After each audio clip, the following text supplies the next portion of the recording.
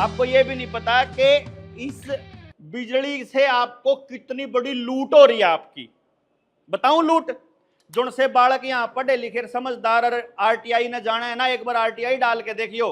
अपनी टीम में से एक बंदे ने आरटीआई डाली, आरटीआई में सवाल पूछा कि पावर हाउस ने जितनी बिजली बनाई, पावर हाउस बिजली बना हुआ है, वो न्यू कम है भाई, तब बिजली बना है, मतलब स्टोर करा है, उसका आगे भेजा है। तो सवाल आया कि जो जिला था एक, मैं यूपी की बात है यार, मैं नाम नहीं लेंदा बाल, क्योंकि कागज इकट्ठे करने लाग रहे हम इसमें। ईब जन्यू पूछोगे ना, जो कर चरखी दादरी का ही ले लेते हैं भाई, दादरी जिले में टोटल कितनी बिजली मिली ऊपर तक जिले में, पूरे जिले ने। इंदौरा तो सारा कंप्यूटर में लिखा हुआ है, तो वहां पता लग गया कि पूरे जिले को 10 लाख यूनिट मिली। अब इसका मतलब यह हो गया, दादरी में कितने ब्लॉक हैं जी? कितने? 4 ब्लॉक हैं। तो इसका मतलब क्या हो गया कि अगर 10 लाख यूनिट दादरी को मिले तो हर ब्लॉक को कितनी कितनी मिलनी चाहिए? 2.5 लाख मिलनी चाहिए। उन्हें पूछा बंदे ने जब आरटीआई डाल के कि मेरे ब्लॉक ने कितनी यूनिट मिली, तो आरटीआई में जवाब आया 12 लाख यूनिट। ऊपर तक जिले ने 10 लाख मिली, एक ब्लॉक ने 12 लाख मिल गई। यार न्यू कुखर भाई, मतलब बाकिया ने क्या मिला? बोला बाकिया ने भी इतनी इतनी मिली। उसका दिमाग चकरा गया। अगर यार चल एक ब्लॉक में, फिर एक ब्लॉक में कितने गांव हैं? लगभग 50 से 60 गांव होते हैं, ठीक है, वहां भी लगभग इतने गांव थे। तो अब अगर जब मान लो आप 10 लाख रे मान लिया, न्यू किन्यू 10 लाख न्यू किन्यू है, और 50 गांव मान लिए, तो इसका मतलब क्या होगा कि 20,000 यूनिट एक गांव में मिलेगी, ठीक है। फिर उसने आरटीआई डाल के उस जो बिल बनाया करता, जो रीडिंग लेना आया कर, उससे कह दिया तन्ने पीछे दूंगा 100 रुपये, तू मना अपना टोटल बिल दे, बताया कर। उन्होंने बोला जी परसों ना हो जाएगा तैयार। 3 दिन वो बिल सारे गांव के इकट्ठा करता रहा और सारा बिल जमा कर लिया। तो उसने जब आखिर में टोटल बिल कैलकुलेट करके दिया, बोला थारे गांव ने बिजली खाई 14 लाख यूनिट। उन्होंने बोला मैं तो ये समझ में आ गया मेरा कि आपके सबकी जेब के ऊपर डाका किस तरह पड़न लाग रहा है। मतलब जो चीज है ही नहीं उसके पीछे देने लाग रहे आप। और फिर मैंने, तू सचिन वह किताब लेगा, उसमें रखी डायरी में, उसमें आप ले आओ, हाँ कोई सा भी ले आओ, पिछली सीट पर धरी है वो। हमने एक किताब लिखी है, उस किताब में आरबीआई से, अच्छा है रहने दे सुखजीत भाई, है कह दो। यह किताब है जी, रुपया मूल्य का मापक या शोषण का साधन। ये जो जेब में रुपये लेके को मना पा, है तेरा, उल्टी तेरा है। ये जो नोट है ना जो आप जेब में लेके घूमा, इसके बारे में हमने आरबीआई से कुछ सवाल पूछे थे, और इसके दम पे हम लगभग 1000-2000 लोगों के मकानों की और जमीनों की कुड़की भी रुकवा चुके हैं। हमने ये कहा कि भाई जो रुपया मारती दे रखा है तुमने कर्जे में, जो उसकी असलियत बताओ के है, उसने छापन का नियम बताओ क्या है, क्यों कर छापो हो। जुगर अपने थे तो हमारे बुजुर्गों ने एक बात बताई थी, मेरे तो याद है, मेरा दादा एक बात बताया करते, मेरे दादाजी, अग भाई सरकार पे जितना सोना हुआ है उतने नोट छाप सके सरकार, नहीं बताई थी जी? आप तभी बताई होगी जरूर पक्का। अगली पीढ़ी कौन बेरा इस बात का? हमने सरकार तो पूछा था भाई न्यू बताओ, ये जो रुपया है, ये जो छाप्या है, जो इसका कूटकरण करा है, जो तुमने नु कहो कि सोना को नहीं धर दे, हम डॉलर धर लिया, हाँ कुछ और धर लिया, हाँ, इसके कौन से नियम हैं और क्या तरीका है? आपको जानकर हैरानी होगी, इसमें सारे दस्तावेज ला रखे हमने, ऑफिशियल सरकार के दिए हुए, मारे बनाए हुए नहीं है, सब कुछ इसमें दिया हुआ, सरकार का लिखा हुआ है। इसके अंदर इस बात का सबूत है कि आपकी जेब में पड़ा हुआ है नोट, और जो आपको लोन मिला हुआ है सारा फ्रॉड है, प्योर फ्रॉड, क्योंकि आप उसको रुपया मानते हो इसलिए वो चल रहा है। हमने पता करा पर ये फ्रॉड कैसे है, चलो इसकी तो वैसे जरूरत नहीं, वैसे हमने पता करा फ्रॉड कैसे है। जब यू 500 रुपये हैं, मान लो यो 500 रुपये हैं, तो 500 रुपया में चालन लाग रहे, अपन तो ऐसा लागे ना 500 रुपया में चल रहे हैं। फिर हमारा दिमाग खनखनाया कि ये 500 नकली क्यों करोगे। फिर हमारा एक बात समझ में आई यू एक सिक्का है 1 रुपये का, यू असली एक नकली है? तो असली है ना। यो 1 रुपये का सिक्का है जी, यो छपया हुआ है सन इस पे कौन लिख रहा है, दिख नहीं रहा, सन 2000 या 2001, मतलब 2018 या 19-20 का छोटा वाला 1 रुपया।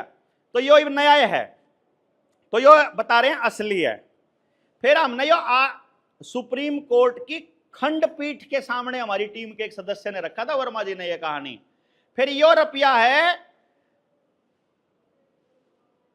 1871 का, इस पे भी 1 रुपी इंडिया लिख रहा है, 1 रुपया लिख रहा है इस पे भी। यो असली एक नकली है जी? यो भी असली है।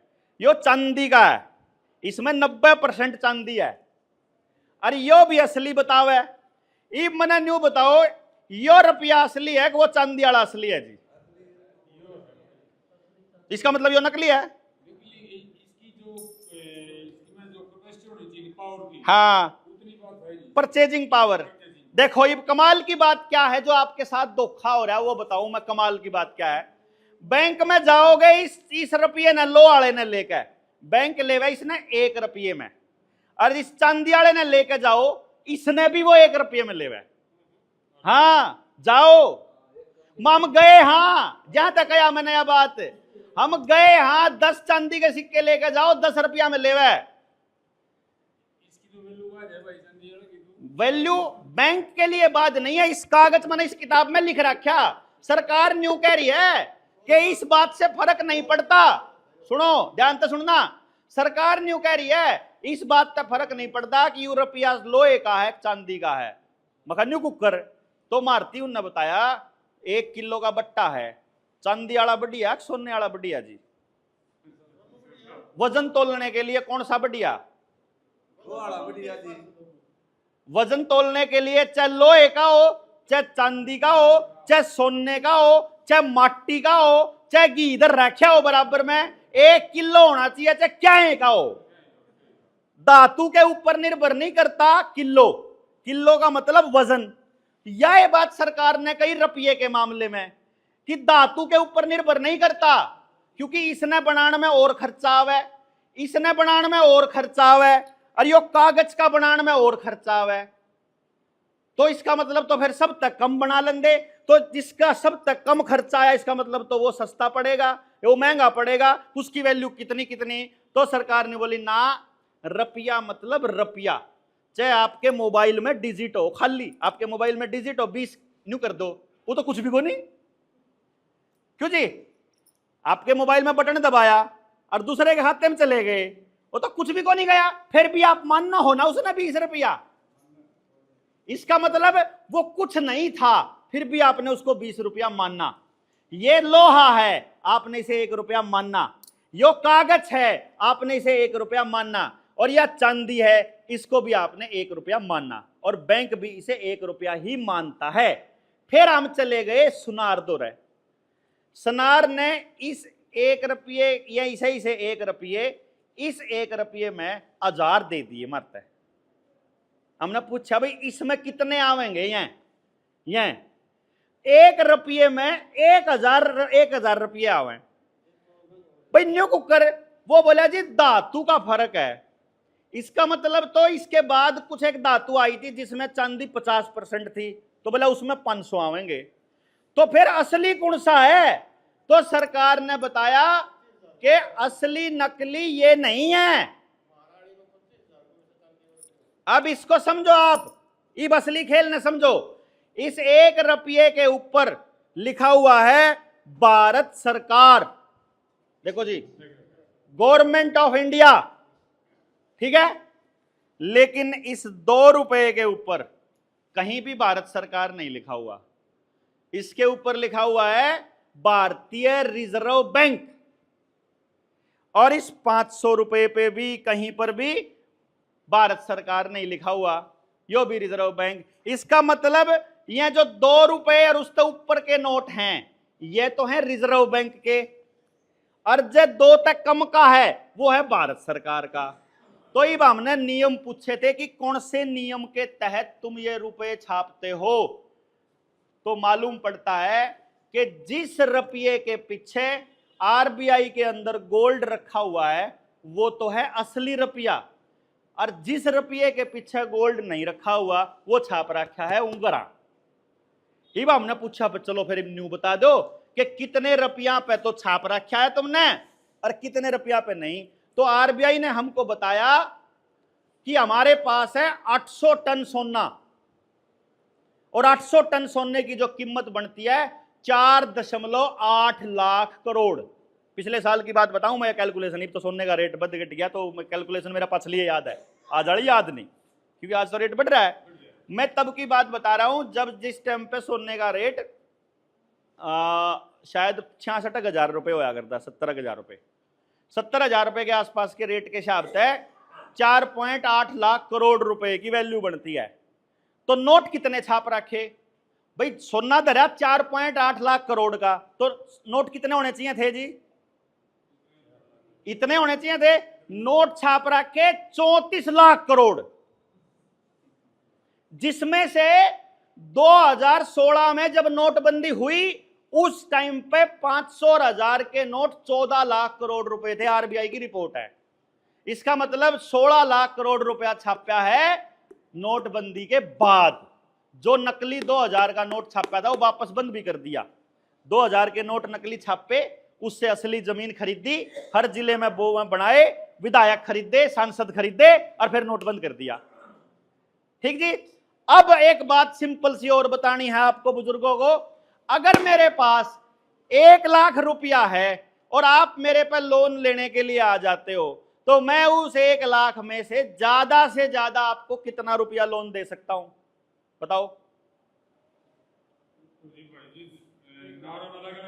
मेरे पास 1 लाख रुपया है, मुझे लोन देना है, तो मैं ज्यादा कितना दे सकूं? जब मैं सारा भी दे दूं तो 1 लाख से ऊपर तो नहीं दे सकता ना।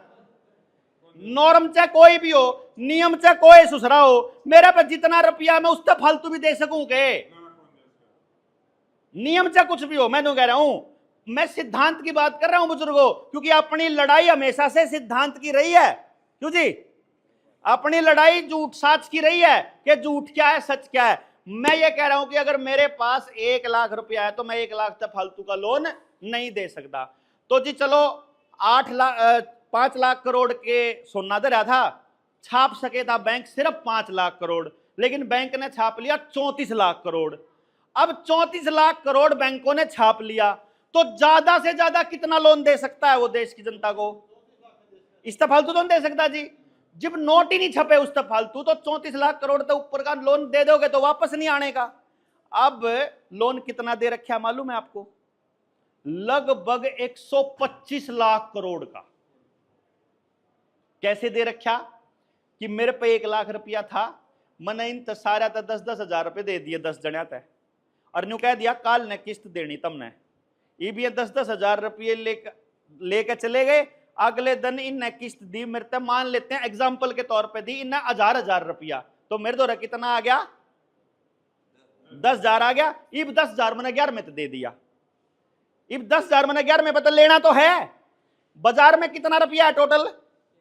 1 लाख। लेना कितना मैंने? 1,10,000। अगले दिन फिर 10-10 रुपये 10-10 1-1 हजार दे दिया। अगले दिन फिर मेरे तो 10,000 आ गया किस्त का, मैंने फिर 12 में तो दे दिया। इब मार्केट में रुपया हो गया 1,20,000 जो मैंने लेना, लेकिन नोट कितने के पड़े हैं? 1 लाख के खाली। समझ गए जी बात? अब आपकी किस्त इसको लोन दे दी, इसकी किस्त इसको लोन दे दी। सिद्धांत ये कहता है ब्याज को मूलधन नहीं बनाया जा सकता। सिद्धांत है ये, आरबीआई का कानून है ये, ब्याज को मूलधन नहीं बना। लेकिन बैंक ब्याज को मूलधन बनाते रहते हैं। क्रेडिट कार्ड दे दिया, क्रेडिट लिमिट दे दी, जमीन की लिमिट बना दी, फैक्ट्री की लिमिट बना दी, लिमिट क्रेडिट दे दिया जो है ही नहीं। क्रेडिट लिमिट का क्या मतलब है? कार्ड में, बस कार्ड में वह है ही तो है ही नहीं, कहीं भी छपया नहीं कहीं। आपने ले लिया, आप बोलोगे देना है, दोगे कैसे? जमीन बेचकर, अनाज बेचकर, डांगर बेचकर, सोना बेचकर, मेहनत बेचकर, यानी अपना शरीर की कमाई बेचकर। यानी आप असली कमाई दोगे जो चीज आपने ली नहीं, जो है ही नहीं। तो जी बात यह है, 34 लाख करोड़ के नोट हैं, 1.25 लाख करोड़ रुपए का लोन बांट रखा है, 125 लाख करोड़ रुपए का, सारा का सारा लोन फर्जी है। ईब कहानी यहां आकर के अटकती है कि गांव राम अपने आप को बचाने को क्या कर सकता है, क्योंकि मैंने एक दो बात बता दी। अच्छा, एक और इस दौरान आपके साथ क्या खेल छल कर रखा है इन्होंने, मैं बता देता हूं। सबसे बड़ा छल आधार कार्ड और फैमिली आईडी और आयुष्मान कार्ड, आभा कार्ड, किसान का कार्ड, रजिस्ट्री के कार्ड, ऑनलाइन रजिस्ट्री, ऑनलाइन जो कुछ भी है, सबसे बड़ी ठगी का धंधा है वो। आधार कार्ड का खेल समझ लो। 3 साल पहले आप लोगों के साथ एक जबरदस्ती हुई थी, सरकार ने एक जबरदस्ती करी थी। उन्होंने कहा था अगर वैक्सीन की 2 डोज नहीं लगवाओगे तो तुमको राशन नहीं मिलेगा, पेंशन नहीं मिलेगी, तनख्वाह नहीं मिलेगी, बस में नहीं जान देंगे, रेल में नहीं जान देंगे, जहाज में नहीं जान देंगे, दुकान नहीं खोलन देंगे, मंडी में नहीं जान देंगे, बाजार में नहीं जा सकते, कोई काम नहीं होगा। न्यू कहा था जी, सचिवालय में नहीं जा सकते, कोर्ट में नहीं जा सकते, हाजिरी नहीं ला सकते, न्यू कहा था। इसका मतलब वो पहले ट्राई कर चुके हैं कि इस देश के लोग इतने बुज़दिल हैं, बस कुछ भी कह दो मान लेंगे। तो फिर इन्होंने आपको लाइन में लगा दिया, आधार कार्ड जोड़ दिया पूरी फैमिली आईडी के साथ, बैंक के खाते के साथ, पैन नंबर के साथ, आईटीआर के साथ, ड्राइविंग लाइसेंस के साथ, गैस का कनेक्शन, पानी का कनेक्शन, बिजली का कनेक्शन, खेत के कागज, घर के कागज, जितनी रजिस्ट्री है, ट्रैक्टर के कागज, कार के कागज, घर में जितनी प्रॉपर्टी और सबके कागज किसके साथ जोड़ दिए? आधार कार्ड के साथ। अगली बारी अगर आपको चौथी डोज लगानी होगी तो सरकार को आपका गैस, पानी, बिजली, बैंक खाता बंद नहीं करना, केवल आधार कार्ड बंद करना है। क्यों जी? आधार कार्ड बंद होने सारे बांगे हो जाएंगे, सारे सीधे हो जाएंगे। नहीं मतलब अब आपको सीधा करने का अरेंजमेंट सरकार ने पूरा कर रखा है। बीज बाजार में नकली आने लग रहे हैं, बीज का कानून नया आने लग रहा है, पानी का नया कानून आने लग रहा है, बिजली का नया कानून आने लग रहा है। आपकी गर्दन पूरी तरह से अब इनके हाथ में है। अब आप इकट्ठे होकर तो अपनी गर्दन बचा सकते हो, अलग अलग रहकर अपनी गर्दन बचाना संभव नहीं है, क्योंकि सबके ऊपर कर्जा है, सबकी जमीन की लिमिट बनी हुई है, किसी के पास पैसा नहीं है, किसी के पास डांगर नहीं, किसी के पास बीज नहीं, किसी के पास मेहनत नहीं, किसी के पास गोल्ड नहीं। यहां तक कि अगर घर में अटैक करने के लिए कोई आ जाए तो हथियार बनाने लोहा भी को नहीं किसी के घर में। क्यों जी? सब कुछ प्लास्टिक का हो रहा कि लोहा पिंगला के हथियारे बना लो, वो भी नहीं बचा है। अब स्थिति इतनी गंभीर है कि बैठ करके सरकार के ऊपर से निर्भरता खत्म करनी पड़ेगी। हमको न्याय के लिए पुलिस, वकील और जज नहीं चाहिए।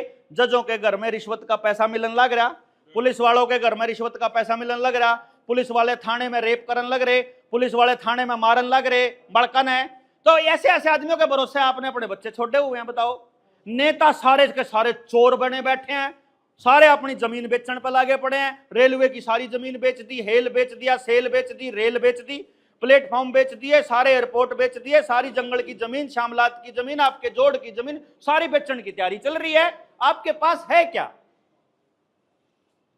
गेम प्लान इतना बड़ा है, पूरा गेम नहीं समझोगे तो जीत नहीं पाओगे। जीतने का एकमात्र रास्ता है, एकमात्र रास्ता कि अपना जीवन यापन के लिए सरकार के ऊपर से निर्भरता खत्म करनी पड़ेगी।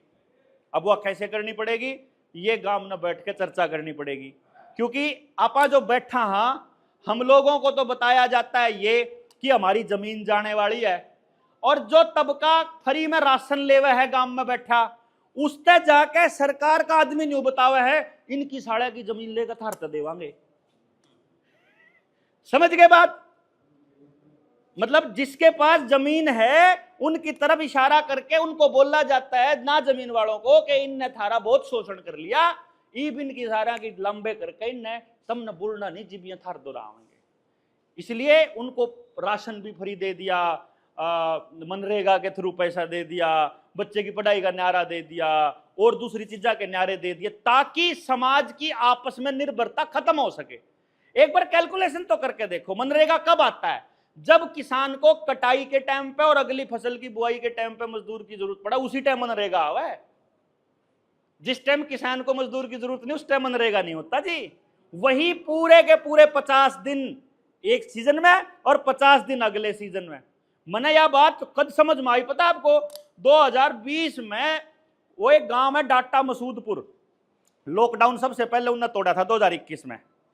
उस गांव में मैं गया हुआ था, तो वहां मैंने देखा कि गायें भी है उनके यहाँ, डांगर भी है खूब, लोग खेत में काम कर रहे। मैं बोला थारे यहाँ तो ट्रैक्टर बहुत कम है भाई। नो बोला हम तो अपनी गाय के आधारित खेती करा अगर यार, बीज कम डाल लग रहा, वो हाइब्रिड बीज और ये डीएपी वगैरह यूरिया कम डाला। मैं क्यों कर, बोला हमारे तो मजदूरों के साथ काम हुआ है। मगर मजदूर क्यों कर मिल जाता हमने, बोला हमारे गाँव ने मिलकर एक निर्णय ले रखा है कि जिस टाइम मनरेगा आएगा उस टाइम पे ढिंढोरा पिटवाते हैं वो गाँव में, कि भाई पहले किसान को जितने मजदूरों की जरूरत पड़ेगी पहले वहां जाएंगे, बचे हुए मजदूर मनरेगा में जाएंगे। इन्होंने अपने क्यों, क्या था, किसान दिया करता उन दिनों में 150 रुपये, मनरेगा में मिला करते 250 रुपये। किसान काम करवाया करता और मनरेगा में फ्री में बैठे मिला करते। तो इन्हें अलग हो गया, किसान से मजदूर अलग हो। किसान ने मशीन लानी पड़ी अपने घर में, मशीन लानी पड़ी तो खर्चा बढ़ गया, खर्चा बढ़ गया तो उन्हें डीएपी यूरिया मारना पड़ा उस उत्पादन को पूरा करने के लिए, वो मारना पड़ा तो जहर आया, जहर आया तो शरीर में जहर आया, शरीर में जहर आया तो बीमार हो तो फिर कंपनी आगे तो चलने शुरू हो गई। अब यह हालत हो गया कि आपकी थाली में पड़ा होया, चाहे आपके घर में आया बिस्कुट हो, नमकीन हो, कुरकुरे हो, चाहे कुछ और पैकेट हो, जो भी खाना आपके पास आता है सारा पेस्टिसाइड का ही उगाया हुआ आता है। यानी हम अपने बच्चों को अपने हाथ से जो दे रहे हैं। अब आप देखो, आपके यहाँ कपास का एरिया है ना, कपास देसी कपास है यहाँ हमारे यहाँ, बीटी है ना। बीटी कॉटन क्या है, बीटी कॉटन जेनेटिकली मॉडिफाइड है, जीएम है जी वो, जीएम। और ब्राजील की सरकार ने 2020 में एक रिपोर्ट जारी करी थी कि जो भी इंसान या जानवर यानी कोई भी जीव जो जेनेटिकली मॉडिफाइड आइटम खाएगा, जीएम यानी कि जो बिनोले वाला तेल आप खावा, कॉटन सीड ऑयल, जो भी ये खाएगा वो या उसकी अगली संतान नपुंसक या बांझ होगी, बच्चे पैदा नहीं हो पाएंगे। तो ये बात देख लो, डांगर के नेचुरल तरीके से गर्भाधान नहीं होता। और घरों में जो नई शादियां होती हैं, छठे महीने में डॉक्टर का चक्कर काटने लग लें जी। क्यों, ब्याह के 2-3 महीने बाद ही लग ले चक्कर काटने, क्योंकि सारा का सारा खाना इस तरह का दे रहे। तो यो है जी सवाल कि क्या गांव राम इसके ऊपर चर्चा करेगा, क्या इस पर बैठ के आप बात करांगे कि यो ठीक कैसे हो। क्योंकि उस तबके तक जाना बहुत जरूरी है जिसको मेन स्ट्रीम के अंदर लेकर आना है। जो गरीब तबका है उसी के अंदर सबसे ज्यादा अपराध है, क्यों जी, उसी में सबसे ज्यादा नशे का व्यापार सबसे ज्यादा वही गरीब तबका करता है। यानी गांव में अगर एक आदमी, नशे की तो यार नियत है जी कि गांव में एक बालक नशा करने लग गया, उसका घर का सारा सामान बिकने के बाद सारी बचत और जब उधार देना बंद कर देते हैं, फिर उसने जो नशे का व्यापारी है वो क्या करा, तू 10 कस्टमर ले दे तेरा फ्री कर दूंगा। ये वो 10 कस्टमर कहां से ले आएगा, भाईचारे में तेरे यार दोस्त गांव में ते ले आवेगा जी। और उन 10 ने जब 10 चाहिएंगे वह भी गांव में ते आवेंगे। यानी गांव में अगर एक भी अपराधी है, अगर एक भी गलत तत्व है, तो वो आज अपने घर तक, मेरे घर तक भी पक्का आएगी, क्यों जी। इसलिए मैं ये समझता हूं हम सब लोगों को एक्टिवली समझ के साथ बिना लालच के अपने अपने गांव के ऊपर काम करना पड़ेगा। और अपने गांव के ऊपर काम तब हो सके जब समझ हो, और समझ तब होगी जब बैठ के चर्चा करांगे, खास तौर पे नौजवान भाइयों के साथ। पुरानी पीढ़ी अपना अनुभव देवेगी, नई पीढ़ी मेहनत करेगी, हम लोग मेहनत करांगे, आप लोग अनुभव दोगे, तो चीजें ठीक हो सकती हैं जी। क्योंकि आप सब ने, जितने लोग आप बैठे हो ना बुजुर्ग, आपने वो दौर देखा है जब गांव में बेटी को सारे गांव की बेटी बोला जाता था और किसी की बेटी को चिंता नहीं थी पूरे गांव में, क्यों जी। आपने वो दौर देखा है जब कोई भी बीमार नहीं था, आपने दौर देखा है जब आपको अपने फैसले करने के लिए कोर्ट कचहरियों के चक्कर नहीं काटने पड़ते थे। आपने अपना पानी, अपना बीज, अपना डांगर, अपनी मेहनत, अपना अनाज, अपना परिवार देखा है, आपने देखा है ना।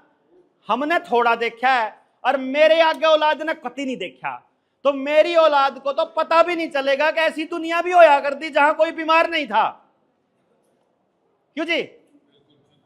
मतलब मेरे बच्चे कभी नहीं सोच पाएंगे कि ऐसा कैसे हो सकता है पापा की कोई भी बीमार ना हो। फिर ये अस्पताल खाली थे, फिर मैंने न्यू बताना पड़ा बेटा अस्पताल थे को नहीं, गांव में कोई होया करता वो, मतलब कोई भी झोला छाप सा डॉक्टर होया करता, किसी का कुछ हो जब वो होया करता, और उसने भी एक के टिक्का लाना था सबका, चाहे किसी का कुछ हो रहा हो उन्हें वो लाना था 2.5 किलो का। क्यों जी? तो मैं ये कह रहा हूं जी, आप इस पर बैठ के चर्चा कर सका। हाँ, हमारे पास बहुत साथी हैं, जो सचिन बैठा है होम्योपैथी का और आयुर्वेद का इतना तगड़ा जानकार है कि आप ऐसा अरेंजमेंट कर लिया, अगर गांव में 5 बालक अपन तैयार कर दिए, सिखा दिया, तो गांव में कोई बीमारी को नहीं होगा। और जब होगा तो आसपास में हम ऐसी वनस्पति हमारे यहाँ होती हैं, इन्होंने क्या किया, राउंड अप मरवा के मोनसेंटो वाला ने, और वो सारी वनस्पति खराब कर दी। अभी सचिन मेरे को आते हुए बताने लग रहा था, कह रहे जी हमारे वहां जो भूस है ना तुड़ी, वह घर में भरा करें, खेत में तो बांध के ले आवे और फिर घर में कोठे में भरें, तो वो धूल मिट्टी का काम है। बोला मैं तड़की अपना ये जो भांग है इसके पत्ते चाबे और वो मार लें, तो जितना गंद जाओ सारे ने वह खुद काट दे है वो भांग, क्योंकि वो मेडिसिन है। जो दारू पी के काम करे उसका तो शरीर खत्म हुआ है, और जो भांग से जो काम करे उसका शरीर में कदे कोई नुकसान नहीं हुआ है, क्योंकि वो मेडिसिन दवाई है। उसको नशा प्रचारित करके बदनाम किया उन लोगों ने। क्यों जी? राजस्थान में तो अफीम नॉर्मल बीमारी है, उसका कोई नुकसान तो है ही नहीं शरीर में, न्यूनी चक्कर आंदे हो या उसका कोई शरीर में कोई ठाडा बन जाता हो आदमी, कुछ भी नहीं होता उससे। वो सिर्फ अंदर के ब्लड के सर्कुलेशन को तेज करती है, कभी भी बॉडी के अंदर कोई अवरोध पैदा नहीं होने देती। ऐसे बहुत सारी वनस्पतियां हैं, मतलब चाहे हींग हो, चाहे अजवाइन हो, चाहे दूसरे फल फ्रूट हो, चाहे टाइमली जो भी चीज हो, वो सब अपने पास अपनी रसोई में मौजूद हैं, जो हमको हर बीमारी से पीछा छुड़वा सकते हैं। तो जी बड़ी बात यह है, हमने क्या करा, किसी भी समस्या का समाधान है उस समस्या की समझ।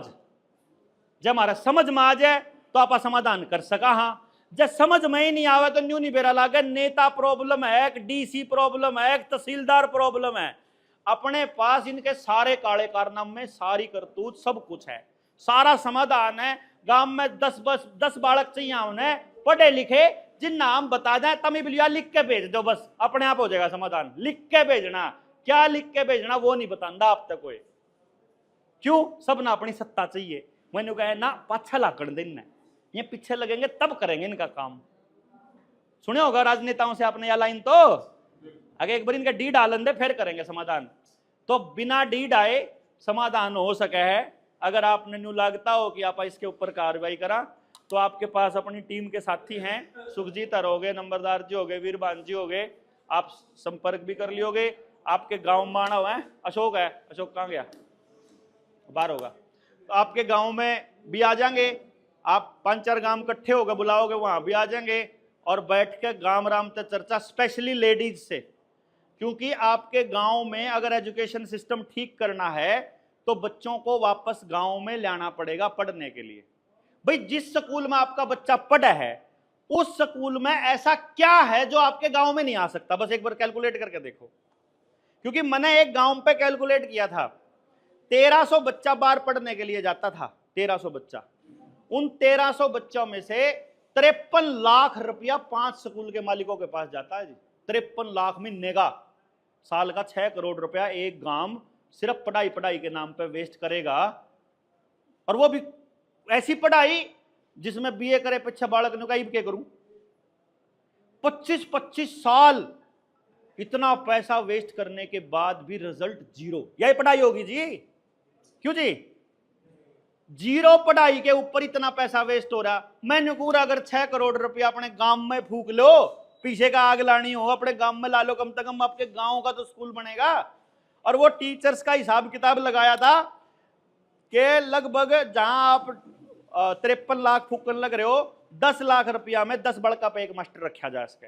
10 लाख रुपया में 10 बच्चा पे एक मास्टर। हिसार में वो सिस्सर ने शुरू किया था, गांव सिस्सर है जो, हाँ उसमें शुरुआत करी थी। अभी मतलब अगले स्टेप पे चलना है उसने। तो ऐसे करके देखो, एक दिन जब आप कति खाली हो जाएंगे उस दिन तो लड़ने के लिए निकलना ही पड़ेगा जी। ईब एसी में बैठे रहो, ईब घर में पंखे तले बैठे रहो औलाद का जब कति नाश हो लेगा जब लिकटना पड़ेगा। मैं तो चंडीगढ़ रहा हूं, मैं सरकारी मास्टर था जी, मैं अपनी नौकरी छोड़ के लगा हुआ इस काम पे। अब हिसाब ला लो इससे कितना जरूरी काम होगा। और ये निर्णय लिया हुआ अपने जीवन में कि मैं कभी चुनाव नहीं लड़ूंगा, क्योंकि होता क्या है कि लोग इकट्ठे तो हुए, जो ठीक सा भाषण देने जानता हो ना, जो ठीक बोलना आता हो, वो पर लोग उसके पीछे लाग जाए, और पीछे लाग ले तो उन्होंने कहा भाई मैंने मेरे के हाथ में, मेरे हाथ में, तेरे हाथ में क्यों कराओगा, तुम इलेक्शन लड़ जितवाओ। इलेक्शन जीत गए फिर उसको सिस्टम के हिसाब से चलना पड़ता है, क्योंकि फिर असली तो ताकत गांव के पास है। और सोचा कि वहां विधानसभा में है। मैंने आपको बताया ना कलम में ताकत है, वो कलम की ताकत ही नहीं बताई जाती आपको। तो वह ताकत गांव को कैसे बताएंगे, इसके ऊपर गांव में नौजवानों के साथ चर्चा करने की बारी है जी। आप सब लोगों ने इतना ध्यान से आपने इसमें सुना और समय दिया, उसके लिए आपका बहुत बहुत धन्यवाद जी। जय हिंद, जय